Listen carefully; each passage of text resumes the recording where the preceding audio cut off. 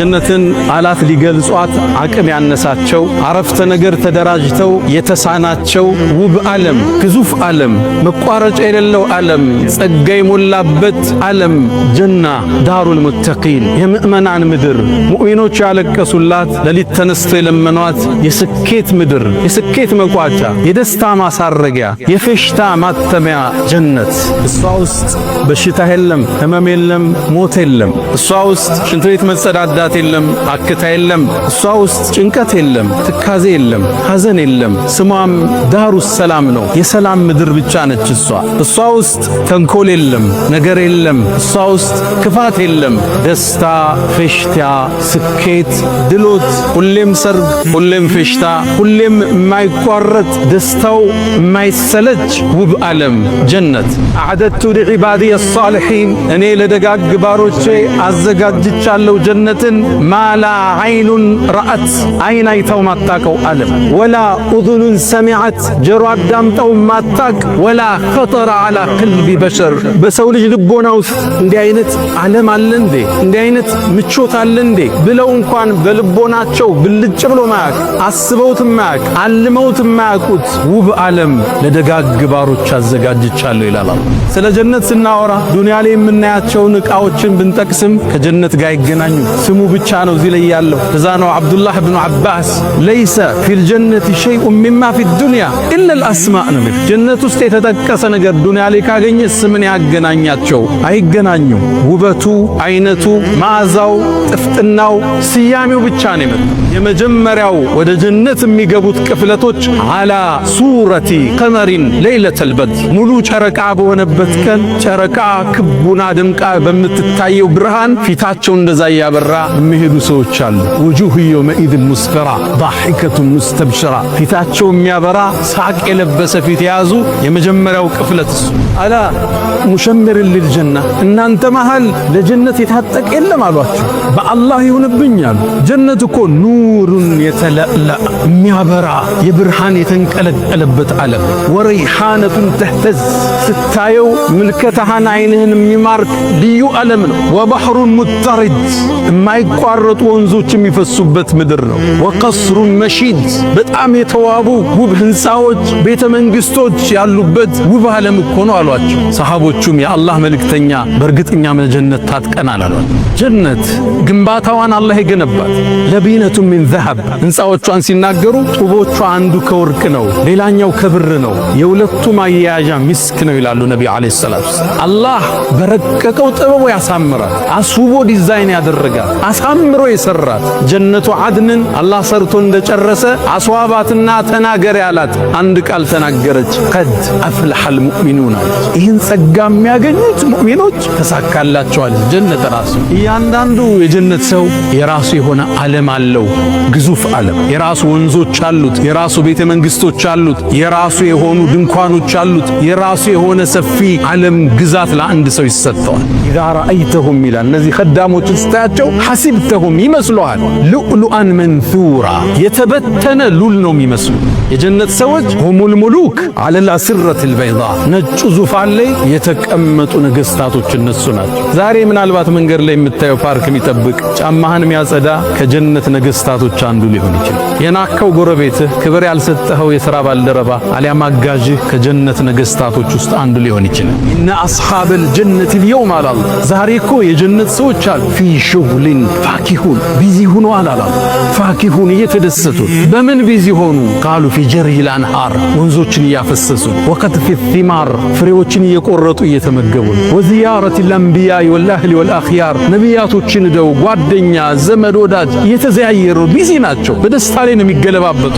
ሰላሙን ዐለይኩም በእናንተ ላይ ሰላም ይስፈን ይሏቸዋል። ጥብቱም ምርጥ ሆናችሁ ፈድኹሉሃ ኻሊድ ይህን ውብ ዓለም ለዘላለም ግቡበት ይባላል። ያኔ ምእመናን አላህን ያመሰግናሉ። አልሐምዱሊላህ ምስጋና ይገባው ቃሉን ለሞላልን ቃሉን እውነት ላለን አላህ ጸጋዎቿ የማይቋረጥ ምቾቶቿ የበዛ የተድላ የፌሽታ አገር። ፌሽታው ታዲያ በሚስቶችም ይደምቃል። የጀነት ሰዎች የሚያገቧቸው ሑረል ዒን የሚባሉ ሚስቶች አሏቸው። አልሐውራ ሑረል ዒን ማለት አይኗ ሰፊ ሆኖ ነጩ በጣም የደመቀ ጥቁሩ በጣም የጠቆረ ሰፊ ውብ የውበትን ጥግ አላህ የሰጣት። አላህ ሲገልጻት ሉእሉእ መክኑን መክኑን ተከድና ተሸፍና ለዓመታት የተቀመጠች ሉል ነው የምትመስለው ስትገልጣት። ይቺ የጀነት ሰዎች ባለቤት ነች። ሑሩል ዒን ውበቷን ነቢዩ ዓለይሂ ሰላቱ ወሰላም በአንድ ሐዲስ ይጠቅሱታል። ሰሒህ በሆነ ሐዲስ ላይ ወለው አነ እምረአተን ሚን አህሊል ጀነት ጠለዐት ዐላ አህሊል አርድ ወደ ምድር እኮ እንደ ፀሐይ የጀነቷ ሑሩል ዒን ብቅ ብትላሉ ለአዳአት ማ በይነሁማ ምድርና ሰማይ በብርሃኗ ትሞላው ነበር፣ በጸዳሏ ትሞላው ነበር። ወለመለአት ሪሐን ምድርን በውብ መዓዛዋ ታውደው ነበር። ደግሞ በጣም ለባሽ ነች። ወለለሲፉሃ ፊ ረእሲሃ ራሷን ጸጉሯን ሸብ የምታደርግበት መሐረቡ ብቻ ኸይሩን ሚነ ዱንያ ወማ ፊሃ ምድርና ምድር ከያዘችው ዋጋ በላይ ይመዝናል። ወነዘዕና ማ ፊ ሱዱሪሂም ሚን ግል ጀነት ውስጥ ጥላቻ የለ፣ መቀናናት የለ። ደስተኛ ነች በባሏ ሌላ ቦታ በመሄዱ። እሷ ደግሞ የጀነት ሴቶች አይነታ የዱንያ ሚስቱ ነች። ኢና አንሸእናሁነ ኢንሻአን የሚለው አላህ እንደ አዲስ እናድሳቸዋለን፣ እንደ አዲስ እንፈጥራቸዋለን። አስውቦ የዱንያ ሚስቱን የጀነት ሴቶች ንግሥት አድርጎ ያስቀምጥለታል። የጀነት የጸጋው መቋጫ፣ የደስታው ማሳረጊያ፣ የፌሽታው ማተሚያ የፍጥረት ዓለሙን ጌታ አላህን ማየት፣ ለዓመታት የሰገዱለትን፣ ሐጅ ላይ ያለቀሱለትን፣ ጾመው የተራቡለትን፣ ትእዛዙን የጠበቁለትን፣ ያከበሩትን፣ ከሱ ውጭ ሌላ ላናጋራም ብለው የጸኑትን አላህ ማን ነው? እሱ ነው ያለው አሉ ነቢ ዓለይሂ ሰላም። ታዲያ ይቺ ጀነት አጓጓቻቸው፣ ኢባዳ ላይ ያጠነከረቻቸው፣ ስራ ላይ እንዲበረቱ አደረገቻቸው። አላህ ወልዮች እንዳሉት ተናግሯል። አንድ ባሪያ ወደ አላህ በዒባዳ በተጠጋ ቁጥር የአላህ ሽልማት እየቀረበው ይመጣል፣ ወደ እሱ ያስጠጋዋል። ያኔ የሚጨብጥበት እጁ፣ የሚያይበት አይኑ፣ የሚሰማበት ጆሮው፣ የሚራመድበት እግሩ ሆንለታለሁ አላህ። ወለኢን ሰዐለኒ ከጠየቀኝ እጁን አንስቶ ለኡዕጢየነ እሰጠዋል። ጠብቀኝ ካለኝ እጠብቀዋለሁ ከሚፈራው ነገር። ወደ አላህ አንድ ባሪያ በእኽላስ እየተጠጋ ሲመጣ በእጁ የሚከሰት ከራማ ይሰጠዋል፣ ያከብረዋል፣ ዱዓውን ይቀበለዋል፣ ከመጥፎ ነገር ይጠብቀዋል። በብዥታ መሃል ውስጥ መንገዱን ይገልጥለታል። ሲያከብርህ ትክክለኛ እንደሆንክ ሲጠቁምህ፣ የሱ ወዳጅ እንደሆንክ ሲያሳውቅህ፣ አንዳንድ ክስተት በባሮቹ እጅ እንዲከሰት ያደርጋል። በቀረብከው ቁጥር በተጠነቀቅከው ልክ ማለት ነው። እዘን ይላል ኢስላም ለቤተሰብህ፣ እዘን ይላል እስላም ለሙስሊሙ፣ እዘን ይላል ኢስላም ለክርስቲያኑ ሙስሊም ላልሆነው በል እዘን ይላል ኢስላም ለእንስሳው፣ እንዲያውም ለሚጎዳ እንስሳ። አንዲት ጉንዳን የሆነ ነቢይ በልነከሰቻቸው ካለፉት ነቢያቶች ውስጥ። ያ ነቢይ ተናደደና የጉንዳኗን ጉድጓድ አቃጥሉት ብሎ አዘዘ። አላሁ ጀለ ወዐዝ ተቆጣ፣ ተከፋ። በአንድ ጉንዳን አማካይነት ሌሎችም ጉንዳኖችን አንድ ላይ ተረሽናቸዋለህ ብሎም ተቆጣ አላሁ ጀለ ወዐዝ። በእሳት ሊቀጣ የሚገባው ስልጣኑ የእሳቱ ባለቤት አላህ ብቻ ነው፣ በእሳት ማንም ሊቀጣ አይገባም ብሎ ነቢይን ስለ ጉንዳን ወቀሰ አላሁ ጀለ ወዐዝ። ኢስላም ይሄ ነው፣ ዲናችን ይሄ ነው፣ ጥቅል ነው ረሕመቱ። እስክትተዛዘኑ አላመናችሁም፣ አላመናችሁም፣ አታምኑም ጭምር እምነታችሁ ሙሉ አይሆንም አሉ ነቢዩ ሰለላሁ ዐለይሂ ወሰለም። ቃለ ኩሉና ነርሐሙ ያ ረሱለላህ ቃሉ ሁላችንም እኮ እናዝላለን፣ እንዴታ አዛኞች እኮ ነን፣ ቢማዕና እንተዛዘናለን እኮ ብለው አሉ። ቃለ አልሐቢቡ ሰለላሁ ዐለይሂ ወሰለም እዚያ ያንን አይደለም ማለት የፈለግኩት ብለው አሉና ይህማ ጠቢዓ ነው፣ ለሚስትህ ማዘን፣ ለባሏ ማዘን፣ ለልጅህ ማዘን፣ ለጓደኛው ማዘን፣ ለወንድምህ ማዘን፣ ለጎረቤትህ ማዘን ጠቢዓ ነው፣ ሰውነት። እሱን አይደለም ያልኩት አሉ ነቢዩ ሰለላሁ ዐለይሂ ወሰለም። ወላኪነሃ ረሕመቱል ዓማ እንግዳውሳ እኔ የፈለግኩት ጥቅል የሆነውን እዝነት ለሁሉም ማዘን፣ ለምትወደው፣ ለምጠላው፣ ለወዳጅ፣ ለጠላት፣ ለሙስሊሙ፣ ለምኑ ለሁሉም ማዘን ነው ያልኳቸዋል። هذا هو ديننا አላህ ቂያማ ቀን ወቂፉሁም አቁሟቸው እንዳይንቀሳቀሱ ይላል። ኃላፊነት የተሰጣቸው ሰዎች የቤተሰብ ኃላፊነት ሊሆን ይችላል፣ የልጅ ኃላፊነት ሊሆን ይችላል፣ በሁለት ወይ በሶስት ሰዎች ላይ የተጣለበት ወይም የተሸከመው ኃላፊነት ሊሆን ይችላል። ከትልቁ እስከ ትንሹ ይጠየቃሉ። ያንን የተሸከሙትን ኃላፊነት በአግባቡ መወጣት አለመወጣታቸው ይመዘናል፣ ይገመገማሉ። ወቂፉሁም ኢነሁም መስኡሉን።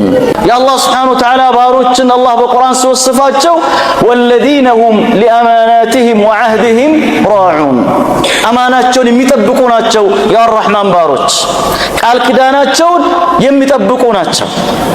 የተሰጣቸውን ኃላፊነትን በአግባቡ ይወጣሉ ይላል። አንዴ ደህና ይሆናል፣ አንዴ ይወድቃል፣ አንዴ ይነሳል፣ አንዴ ይሻለዋል። እንዲህ እያለ ይሄ አብዛኞቻችን የኔና የናንተ ቀልብ ነው። ኢላ መን ረሒመሁላህ አይደለም። አንዴ ስንነሳ፣ አንዴ ስንወድቅ ቀረብን ወደ አላህ ስንል ርቀን ራሳችን እናገኘዋለን። ራቅን ብለን አልቅሰን ደግሞ እንደገና ወደ አላህ እንቀርባለን። በዚህ አይነት እንደ ፔንዱለም እንደተወዛወዝናለን። በጣም የሚያሰጋው ነገር አላህ ይጠብቀን። በተዘናጋንበት ጊዜ ወደ አኺራ ይሄን ጊዜ ግን ከባድ ነው ሙሲባ። ጥሩ አህዋል ላይ ያለው ወደ አኺራ የሄደ ሰው ምንኛ ብሎ አላህ ብስራት ሰጥቶናል። መታገላችን እርግጠኛ ነን እንጂ መመራታችን አይቀርም። ግልጽ ነው አይደለም? የአላህ ረሕመት እጅግ ሰፊ ነው። ያዩሃል እኽዋ ሰፊ ነው በጣም። ነብዩ ሰለላሁ ዐለይሂ ወሰለም እንዴት አይነት ትሁት ነቢይ እንደነበሩ መግቢያዬ ላይ ባጫወትኳችሁ ከዑመር ብን ኸጣብ ጋር ረዲየላሁ ዐንሁ የነበራቸውን ንግግር እንዴት ጀርባቸው የሰሌን ምልክት እንደነበረው አይተናል። ተዋዱዕ ትልቅ የሰው ልጅ ትልቅነት የሚገልጽ ባህሪ ነው። ተዋዱዕ ትሁትነት። ብዙ ጊዜ ባለን ገንዘብ፣ በምንነዳው መኪና፣ በምንለብሰው ልብስ ውበታችንና ክብራችንን እንለካለን። ግን እውነተኛውና ትክክለኛው ክብር፣ ትክክለኛው ውበት ስነ ምግባር ነው። ጥሩ ባህሪ ነው። ትህትና ነው። ሰዎች ምንም ያክል በዱንያዊ ጉዳይ ከፍ ቢሉ ባህሪያቸው ጥሩ እስካልሆነ ድረስ የሰዎችን ልብ መግዛት አይችሉም። ትህትና እስከሌላቸው ድረስ ሰዎች ዘንድ ውርደትን እንጂ ሌላ አይጨምሩም። ያለን ስልጣን፣ ገንዘብ፣ ማህበራዊ ደረጃ፣ ሁሉም ነገር ትህትና ሲጨመርበት ብቻ ነው ጣዕም የሚኖረው። ሸይጣን ምን መንገዶች ተጠቅሞ ነው፣ በምን አይነት ስቴፕ ነው እኛን ከመንገድ የሚያስወጣን፣ በላል ውስጥ የሚያስገባን? ወለኡድለነሁም ብሏል፣ ዝቷል እኮ ወለኡድለነሁም ገይሪል መግዱቢ ዐለይሂም ወለዳሊን። እዛ ጋር አለን ዱዓ አለን። እኛ የምንፈልገው አውቀው ያጠፉ የጠመሙ ሰዎችንም አውቀው ያጠፉ ሰዎችንም መንገድ አንፈልግም። አላህ የተቆጣባቸው ማለት በዋነኝነት አይሁዶችን ነው የሚወስዱት።